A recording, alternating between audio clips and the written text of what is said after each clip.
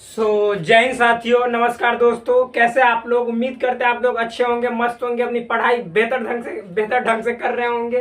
कभी कभी slip of tongue हो जाता है। पिछले लेक्चर में हमने आपको बतलाया था क्या, यहाँ पे जैसे याद के लिए बतला दे रहे हैं, उचित उपसमुच्चय। उचित उपसमुच्चय बोले तो प्रॉपर सबसेट।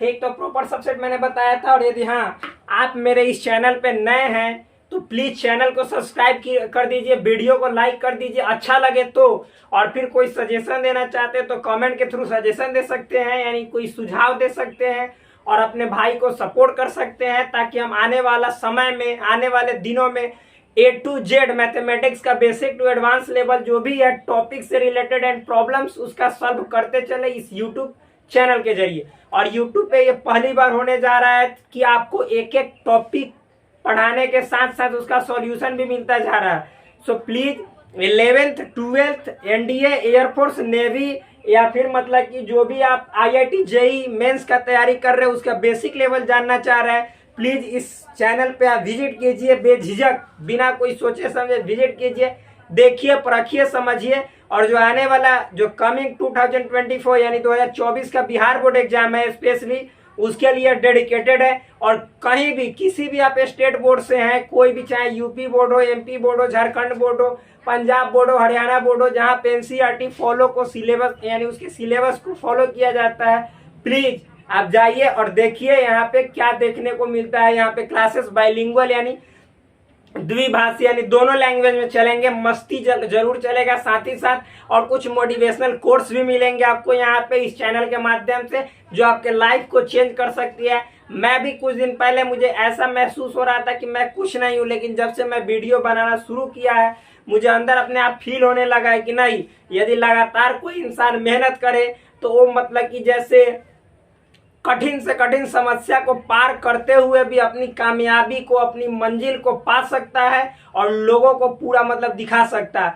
देखिए एक बात याद रखिएगा, ये जिंदगी है फ्रेंड्स। यहाँ पे बोला जाता है कि लोग मतलब दुनिया आपको आपके नियत से नहीं जानते हैं बल्कि आपके दिखावे से जानते हैं, लेकिन याद रखिएगा ऊपर वाला आपको आपके दिखावे से नहीं बल्कि आपके नियत से जानता है। अपना नियत सही रखिए, दुनिया क्या बोलती है बोलने दीजिए, भाड़ में जाए, आप अपना काम कीजिए, मस्त रहिएगा। देखिए मैंने मतलब पिछले लेक्चर में उचित उपसमुच्चय प्रॉपर सबसेट बताया था, अभी इतने सारे टॉपिक्स बताने हमें। देखिए मैंने लिखवाया था, यदि A एवं B दो समुच्चय हो तथा A के सभी अवयव सेट B में मौजूद हो तथा सेट B में कम से कम एक ऐसा अवयव हो जो सेट A में नहीं हो, तो उस सेट A को सेट B का उचित उपसमुच्चय कहा जाता है। जैसे मैंने एग्जाम्पल दिया था, मुझे विश्वास है कि इसे आप लिख लिए होंगे, और नहीं लिखे हैं तो मैं अभी 1 2 3 4 और एग्जाम्पल से समझाऊंगा ताकि आपको कोई प्रॉब्लम ना हो। तो यहाँ पे देखिएगा मेरे दोस्त, समझिएगा क्या है सो समझिए। यह हम बता रहे हैं जो उचित उपसमुच्चय है।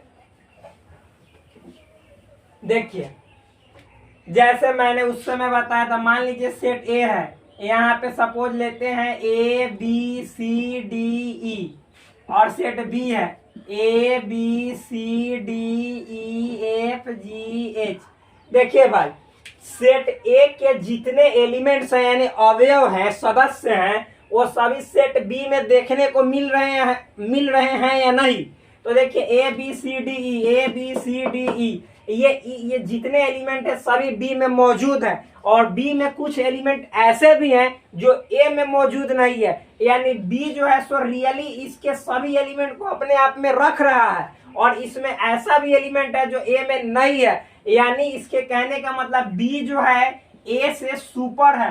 तो सुपर है यानी A जो है सो B से लोअर है। तो जब A B से रियली में लोअर है यानी सचमुच लोअर है यानी कम है, छोटा है, तो इस A को यानी सेट A को जो कम है, सेट A को सेट B का उचित उपसमुच्चय कहा जाएगा। उचित सेट A को सेट B का उचित उपसमुच्चय कहा जाएगा। ठीक, या आप लिख सकते हैं set A is proper subset of set B। मतलब जो सेट A है सेट B का क्या है, प्रॉपर सबसेट है, यानी उचित उपसमुच्चय। इसको लैंग्वेज में लिखेंगे, मैथमेटिकल लैंग्वेज में, गणितीय संकेत के रूप में, भाषा के रूप में लिखेंगे तो किस तरह से लिखेंगे, तो इसको मिटाते हैं फ्रेंड्स। और यहाँ पे हम लोग लिखेंगे कि ए उचित उपसमुच्चय, तो ए ऐसे लिखेंगे, अब बी का है तो बी। उचित उपसमुच्चय का ऐसे होता है, पिछले लेक्चर में मैंने बताया था कि उपसमुच्चय रहेगा तो ऐसे रहेगा, लेकिन उचित उपसमुच्चय रहेगा तो ये बराबर यानी इक्वल का साइन मिट जाएगा। और ये रिप्रेजेंट करता है, सूचित करता है, दर्शाता है, बताता है कि ए जो है बी का उचित उपसमुच्चय यानी प्रॉपर सबसेट है मेरे दोस्त। समझ में आ रहा है? हिला के पढ़िए, मस्ती से पढ़िए दम। आगे देखिए, अब ये जब समझ में आ गया तो हम आगे बढ़ते हैं, ठीक। और देखिए इसको अगर जो मैथमेटिकल भाषा में हम बोले, कैसे बोलेंगे, तो देखिए ए मतलब कि प्रॉपर सबसेट होगा बी का। ए प्रॉपर सबसेट होगा बी का, कब होगा, किस स्थिति में होगा, तब होगा यदि एवं केवल यदि, if and only if. A proper subset होगा बी का कब, इफ एंड ओनली इफ, केवल एवं केवल यदि तब होगा जब, ध्यान से समझिएगा, ए जो है, ए क्या है, ए जो है सो मतलब कि सबसेट है बी का, लेकिन and B is not equal to, A is not equal to B. मतलब ए जो होगा बी का मतलब सबसेट होगा, यानी ए जो होगा बी का उपसमुच्चय होगा, ठीक। लेकिन ए कहियो बराबर नहीं होगा बी के, तब ये ए जो है क्या होगा, बी का उचित उपसमुच्चय होगा। यही है मेरे दोस्त प्रॉपर सबसेट का गणितीय रूप में परिभाषा यानी डेफिनेशन, ठीक। अब हम आगे बढ़ते हैं। आप देखिए हम अगला जाते हैं, क्या अभी बहुत चीज दिखाना बाकी है, अभी तो ये तो शुरुआत है। आदि समुच्चय देखिए, एक और बात बतला देते हैं इसी में, उचित उपसमुच्चय में, ध्यान से समझिएगा। जैसे मान लीजिए भाई कि हम पढ़ते हैं, क्या पढ़ते हैं, सबसे पहले पढ़ते हैं यहाँ पे एन फॉर नेचुरल नंबर, क्या पढ़ते हैं, सेट ऑफ, यहाँ पे लिखेंगे नहीं केवल बोलेंगे, सेट ऑफ एक लिख दे रहे हैं, all natural number, natural number, ठीक। यानी सभी प्राकृत संख्याओं का समुच्चय। और हाँ, यदि आप सीबीएसई बोर्ड से पढ़ रहे हैं या कोई भी बोर्ड से हो भाई, प्लीज ये वीडियो आपके लिए बहुत इंपॉर्टेंट है, आप देखते जाइए क्योंकि यहाँ पे कंसेप्ट दिया जा रहा है, ठीक। तो देखिए एन मतलब नेचुरल नंबर का सेट, जिसमें आप जानते हैं कि 1 2 3 4 5 6 इस तरह से डॉट डॉट आता है। फिर एन के बाद आई मतलब इंटीजर का क्या होता है, सेट ऑफ इंटीजर यानी पूर्णांकों का, जो कि भाई हम केवल शॉर्ट में लिख दे रहे हैं। ये सेट ऑफ इंटीजर यानी पूर्णांकों का समुच्चय है, जिसमें कि क्या आता है, माइनस इन्फिनिटी से लेकर डॉट डॉट डॉट, मान लीजिए -4 -3 -2 -1 0 1 2 3 4 5 इस तरह से डॉट डॉट प्लस अनंत तक जाता है। फिर इसके बाद हम लोग जाते हैं नेचुरल नंबर इंटीजर, इंटीजर के बाद जो इससे बड़ा होता है वो क्या होता है भाई, तो इससे बड़ा आपका होता है रेशनल नंबर। क्या होता है, रेशनल नंबर, यानी इसको बोलते हैं rational, Q for rational number. Rational number मतलब होता है परिमेय संख्या, परिमेय संख्या, तक क्यू फॉर रेशनल नंबर यानी परिमेय संख्याओं का समुच्चय यानी set of all rational numbers. इसमें क्या आता है, देखिए इंटीजर में पूरा पूरा आता है, यानी -4 होगा तो -4.3 नहीं होगा, ये रॉन्ग हो जाएगा, ये इंटीजर नहीं है। लेकिन -3 यानी पूरा पूरा जो होगा कंप्लीट डिजिट वो इंटीजर होता है। आगे देखिए हम आगे बढ़ते हैं, रियल नंबर, अरे रेशनल नंबर में सब हो जाता है, यानी यहाँ पे माइनस इन्फिनिटी से लेके मतलब कि माइनस, मान लीजिए 4 हो गया, -3.9 सब हो जाएगा, -3 -2 -1 0 1 2 3 1.3 जो भी है अनंत तक जाएगा, ठीक। आप देखिए अब इससे बड़ा भी होता है रियल नंबर। क्या होता है, रियल नंबर, इसको बोला जाता है real number, set of all real number, यानी हिंदी में बोले तो वास्तविक संख्या, वास्तविक संख्या, वास्तविक संख्या का समुच्चय इसको बोला जाता है। इसमें भी मतलब जितने जो जैसे इमेजिनरी नंबर है, यानी इमेजिनरी नंबर को अवास्तविक संख्या बोला जाता है या काल्पनिक संख्या बोला जाता है, उसको छोड़कर दुनिया के सभी संख्या इसमें आ जाते हैं, समाहित हो जाते हैं, इंक्लूड किए जाते हैं। तो इसमें भी जैसे मान लीजिए जिसका रूट नहीं भी 2 है, 2 का रूट नहीं कंप्लीटली निकलता, ये क्या है, रियल नंबर है। लेकिन ये पूछेंगे परिमेय संख्या है, नहीं अपरिमेय है। ठीक, तो देखिए रियल नंबर है तो रियल में परिमेय अपरिमेय सब इसके अंदर आ जाता है। तो ये रूट 2 रियल नंबर है, लेकिन रूट 2 जो है तो रेशनल नंबर नहीं है, परिमेय संख्या नहीं है, यानी रेशनल नंबर परिमेय संख्या से बड़ा है। अब आगे आते हैं, इससे आगे देखते हैं। तो एक होता है सी फॉर बोला जाता है भाई कॉम्प्लेक्स नंबर। आगे पढ़ाएंगे कॉम्प्लेक्स नंबर, हिंदी में बोले तो सम्मिश्र संख्या। सम्मिश्र संख्या 11th के मतलब सिलेबस में ये है दिया हुआ कॉम्प्लेक्स नंबर यानी सम्मिश्र संख्या। आपको हम पढ़ाएंगे सम्मिश्र संख्या। सम्मिश्र संख्या का जो डिनोशन होता है वो होता है x प्लस आई वाई, जहाँ पे x और y क्या होता है, तो रियल नंबर या रियल पार्ट होता है, रियल पार्ट। ये देखिए i जो है ये पूरा बोलिएगा तो ये हो जाएगा आपका इमेजिनरी पार्ट, लेकिन केवल x और केवल y की चर्चा कीजिएगा तो इसको बोला जाता है रियल पार्ट यानी वास्तविक भाग। वास्तविक भाग, तो ये समझ में आ गया। तो ये मतलब जो कॉम्प्लेक्स नंबर है ये इससे भी बड़ा है, ये इससे भी बड़ा है। तो यहाँ पे इसको मिटाते हैं। आप बताना चाहते हैं कि देखिए ये जो नेचुरल नंबर है ये इंटीजर है, ये फिर उसके बाद रेशनल नंबर है, ये रियल नंबर है, ये फिर कॉम्प्लेक्स नंबर है। तो ये कैसे देखिए इससे बड़ा है ये, इससे बड़ा है ये, इससे बड़ा है ये, इससे बड़ा है ये। अब इसको कैसे हम लिखेंगे वो समझिएगा। ये बात समझ में आ गया होगा। तो अब आगे देखिए लिखते हैं, यहाँ पे दिखाई देगा, देखिएगा कितना मस्त। तो ये नेचुरल नंबर है तो नेचुरल नंबर से बड़ा है इंटीजर, इंटीजर से बड़ा है रेशनल, रेशनल से बड़ा है आपका रियल, रियल से बड़ा है आपका कॉम्प्लेक्स। तो आप समझिएगा ये जो नेचुरल नंबर है वह प्रॉपर सबसेट है इंटीजर का, यानी जो वास्तविक प्राकृतिक संख्या है, प्राकृतिक संख्या है वह जो है उचित उपसमुच्चय है आपका इंटीजर मतलब पूर्णांक संख्या का। पूर्णांक संख्या जो है सो प्रॉपर सबसेट है क्यू यानी रेशनल नंबर का। रेशनल नंबर प्रॉपर सबसेट है रियल नंबर का, और रियल नंबर प्रॉपर सबसेट है किसका, तो कॉम्प्लेक्स नंबर का। ये सी है, सी मतलब कॉम्प्लेक्स, ये सी नहीं समझिएगा, ये आपको समझना है प्रॉपर सबसेट। इस तरह से ये आपको जानना है, इसीलिए ये बतलाए हैं, ये बहुत इंपॉर्टेंट है। अब आगे बढ़ते हैं हम। जब प्रॉपर सबसेट यहाँ तक समझ में आ गया भाई, तो अब आगे आते हैं। अब समझाते हैं हम आपको अधिसमुच्चय क्या है। अधिसमुच्चय जिसको इंग्लिश में बोला जाता है क्या, सुपरसेट। सुपरसेट, सुपरसेट कहने का मतलब अधिसमुच्चय यानी सबका हीरो। ठीक, तो वही बात है, ये नॉर्मल है। इसके डेफिनेशन की बात बोले क्या है सो समझिएगा। तो लिखेंगे यदि ए एवं बी दो समुच्चय है जहां ए का प्रत्येक अवयव मतलब एलिमेंट, ठीक, एलिमेंट सेट बी में हो तो सेट बी को यानी सेट जिसमें सब एलिमेंट हो जाए तो सेट बी को सेट ए का अधिसमुच्चय, अधिसमुच्चय मतलब सुपर सेट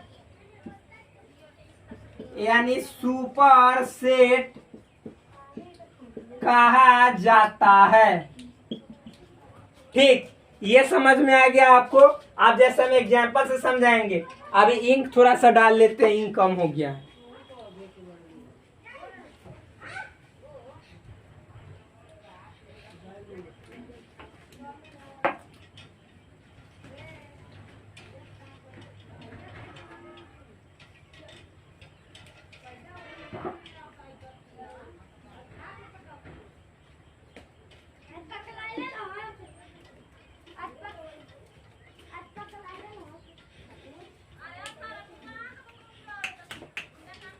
जैसे देखिएगा, मान लीजिए कि a बराबर है आपका 1 2 3 4, ये सभी एक चीजें हैं। वो समुच्चय, उचित उपसमुच्चय, अधिसमुच्चय केवल समझने का डिफरेंस है, मतलब समझने का फेर है। b बराबर मान लीजिए आप 1 2 3 4 5 6, ये इस तरह से है। तो देखिए a के जितने एलिमेंट है सभी b में है कि नहीं है, यानी 1 2 3 4, तो इसमें भी 1 2 3 4 5 6 है। तो आप देखिए ये b जो है सो जाता है, यानी b हीरो है a का। तो इसको लिखेंगे कि सेट बी सेट ए का अधिसमुच्चय यानी बोले तो यहाँ पे सुपर सेट है। खत्म। और इसको मैथ में जैसे संकेत के रूप में, सिंबल के रूप में लिखेंगे तो देखिए कुछ नहीं है, हल्का है, बहुत इजी है। यहाँ पे देखिए हम लिख देते हैं, ये ढक्कन बंद करना है भाई, इसका नहीं बंद किए थे। तो यहाँ पे समुच्चय बी जो है सो ए का सुपर सेट है ना, तो यहाँ पे देखिएगा कैसे लिखेंगे, बी लिखेंगे और सुपर सेट है ए का, तो बी के तरफ ऐसे खुला हुआ मुंह और तब ए लिखेंगे। यानी इसका मतलब हुआ कि बी के तरफ खुला हुआ मुंह है तो बी हीरो है, सुपर सेट है किसका, ए का। यानी बी में ज्यादा एलिमेंट होगा ए से। या देखिए बराबर का साइन देने का मतलब है कि बराबर भी हो सकता है। ठीक, जैसे अभी हम समझाएंगे तो समझ में आ जाएगा। ये समझ में आ गया होगा मुझे विश्वास है। ये डेफिनेशन आप लोग उतार दीजिए, लीजिएगा पॉज करके वीडियो को रोक के आप समझिएगा, हम यहाँ पे समझा रहे। मान लीजिए कि आपका बी में है 1 2 3 4 एलिमेंट और ए में है आपका मान लीजिए 2 1 3 4। देखिए ए का सब एलिमेंट बी में है ना, तो यानी ए का सब एलिमेंट बी में है तो यहाँ पे ए भी हो गया बी का सुपर सेट। और फिर देखिए बी का सब एलिमेंट भी ए में है ना, तो यहाँ पे बी भी हो गया ए का सुपर सेट। तो यहाँ पे मतलब कि एक दूसरे का सुपर सेट हो सकता है, कोई प्रॉब्लम वाली बात नहीं है। केवल उचित समुच्चय यानी प्रॉपर सबसेट में जरूर जो प्रॉपर सबसेट होगा उसमें कम होगा एलिमेंट सेट से, ये हमने बतलाया है। आगे देखिए, इतना समझने के बाद ये अधिसमुच्चय सिंपल है, खत्म हो गया। अधिसमुच्चय मतलब सुपर सेट यानी ज्यादा एलिमेंट जिसमें रहेगा उधर तरफ हम ऐसा मुंह खोल देंगे। मान लीजिए ए तरफ ज्यादा रहेगा तो इस तरह से खोल देंगे, बराबर रहेगा तो किधरों खोल दीजिएगा, कोई मतलब नहीं है, यहाँ पे ऐसा साइन देना पड़ेगा। इसका मतलब पढ़ा गया है ए सुपर सेट है बी का, यानी A is superset of set B. पढ़ने का तरीका भी हम बतला दिए। आप देखिए इसको मिटाते हैं, आगे पढ़ाते हैं समान समुच्चय का वैकल्पिक परिभाषा। मतलब समझिएगा यहाँ पे क्या है, समान समुच्चय का वैकल्पिक परिभाषा। बोले तो इसका मतलब कि अल्टरनेटिव, इंग्लिश में बोले तो alternative definition of equal set. यानी इक्वल सेट का एक और परिभाषा क्या होता है वो हम बतलाने जा रहे हैं। पिछले लेक्चर में मैंने बताया था आपको, परिभाषा क्या बताया था, यदि सेट ए के सभी एलिमेंट सेट बी में हो तथा सेट बी के भी सभी एलिमेंट सेट ए में हो, यानी कहने का मतलब है सेट ए और सेट बी दोनों में अवयव एक दूसरे के समान हो, यानी हूबहू अवयव हो, सेम टू सेम एलिमेंट हो, तो उस दोनों को आपस में बराबर समुच्चय यानी इक्वल सेट कहा जाता है। और इसे इस तरह से दर्शाए थे। लेकिन मान लीजिए कि जब हम लोग उप समुच्चय का टॉपिक यानी सबसेट का टॉपिक पढ़ लिए, तब कैसे हम इक्वल सेट को रिप्रेजेंट करेंगे, डिफाइन करेंगे, वो हम बतलाने जा रहे हैं। तो यहाँ पे उस तरह से हम डेफिनेशन अभी बतलाने जा रहे हैं। तो लिखेंगे दो समुच्चय ए एवं बी दोनों समान समुच्चय कहलाएगा,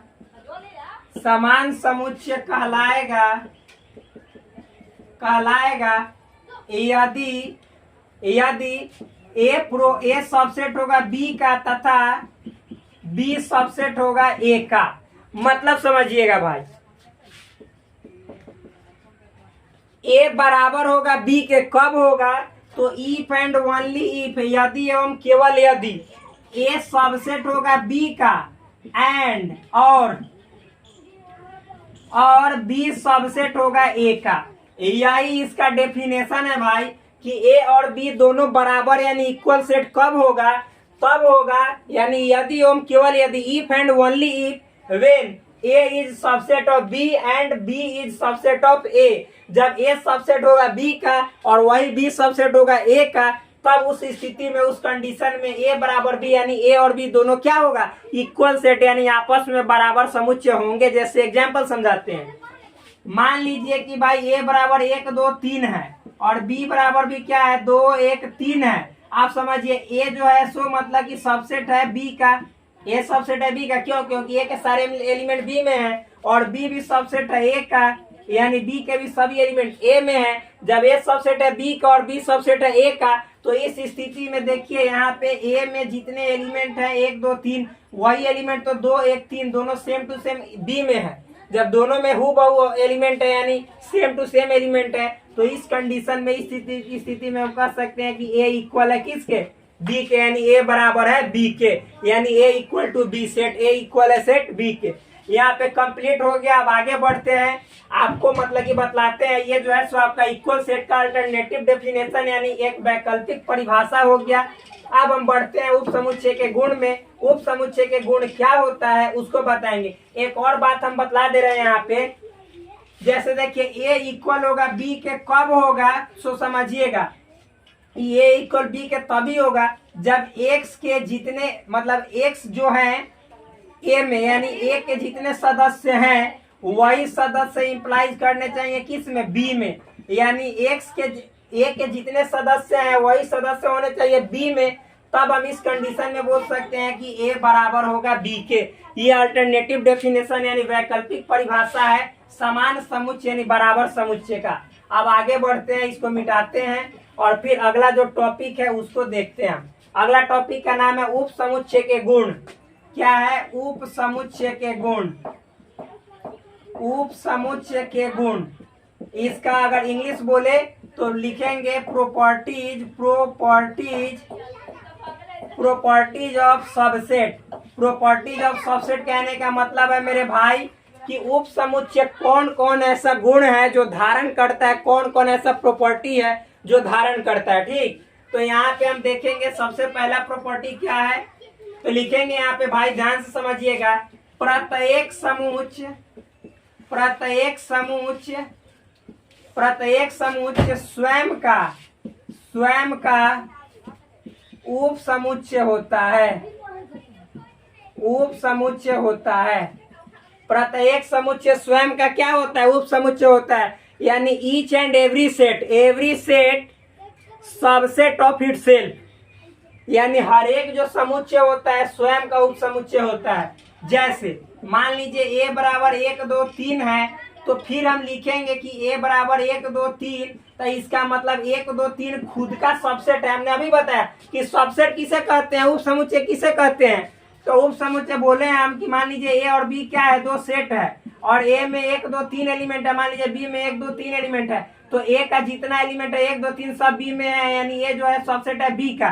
तो उसी तरह से मान लीजिए कि हम 1 2 3 लिखा फिर 1 2 3, यानी ए में 1 2 3 है तो ए में 1 2 3, तो ये अपने आप का तो फिर उप समुच्चय हो ही जाएगा क्योंकि 1 2 3 इसमें है कि ना है। यानी हर एक सेट अपने आप का उप समुच्चय होता है, ये आप बात याद रखिएगा। आगे समझिए, ये मतलब कि हो गया। आप देखिए भाई, तो इसको लिख सकते हैं कि ये जो है सो सबसेट ऑफ ए लिख सकते हैं। ये बात समझ में आ गया होगा। अब इसको मिटाते हैं।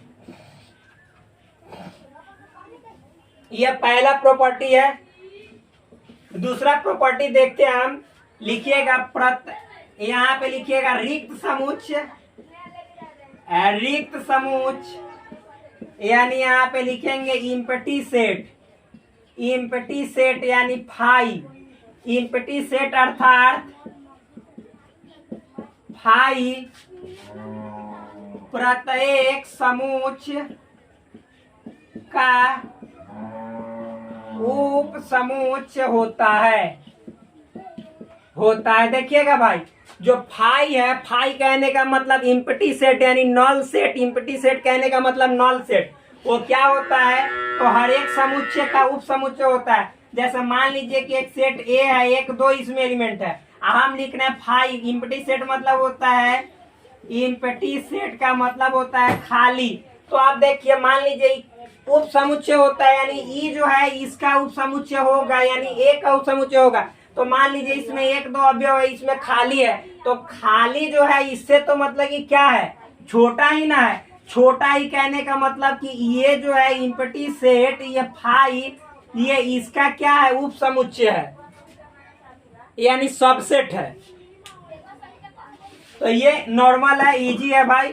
अब हम आगे बढ़ते हैं। ये समझ में आया होगा या नहीं, ये जरूर बताइएगा। जैसे यहाँ पे लिखेंगे कि फाई जो होता है हर एक समुच्चय का उप समुच्चय होता है, यानी phi is subset of every set. ठीक, ये बात समझ में आया होगा। अब आगे बढ़ते हैं हम लोग, ये दूसरा प्रॉपर्टी। अब तीसरा प्रॉपर्टी पे आते हैं। तीसरा प्रॉपर्टी क्या है भाई?